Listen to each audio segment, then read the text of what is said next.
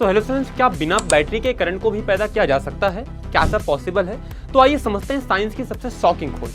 बिल्कुल, आज हम बात करने वाले हैं फैराडे के फर्स्ट लॉ की। फैराडे साहब आए, उन्होंने बताया कि हाँ, हम बिना बैटरी का यूज किए करंट को पैदा कर सकते हैं। कैसे?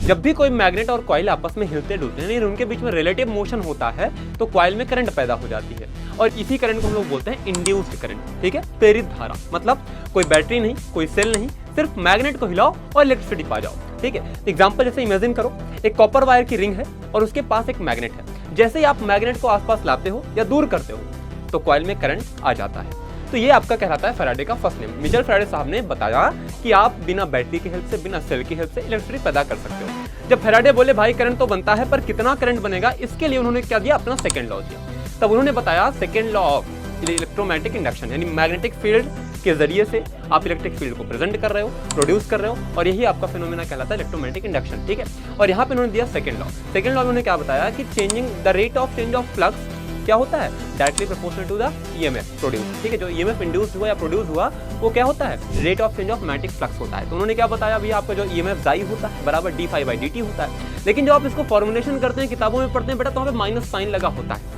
एक क्या लगा होता है, माइनस साइन लगा होता है, क्योंकि नेचर कहता है, प्रकृति आपकी कहती है कि अगर कोई क्रिया होगी तो उसकी प्रतिक्रिया अवश्य आएगी। न्यूटन का थर्ड लॉ यहाँ पे काम करता है, यहाँ पे काम नहीं करता, पर हाँ उसके अकॉर्डिंग आप ये समझ सकते हो। ठीक है, तो वहाँ पे नेगेटिव साइन इसलिए लगा होता है कि जिस कारण से वो इंड्यूस्ड करंट जनरेट हुई है, वह उसी कारण का अपोज करती है। यानी अगर मैग्नेटिक फील्ड चेंज करने से आपकी करंट प्रोड्यूस हुई है, तो वो उसी चेंज को रेजिस्ट करती है। तो इसी को हम लोग कहते हैं लेंज लॉ। तो लेंज लॉ फैराडे लॉ को और दिलचस्प बताता है, और ये बताता है कि आप बिना बैटरी और बिना सेल के इलेक्ट्रिसिटी को पैदा कर सकते हो। ठीक, थैंक यू, जय हिंद टू ऑल।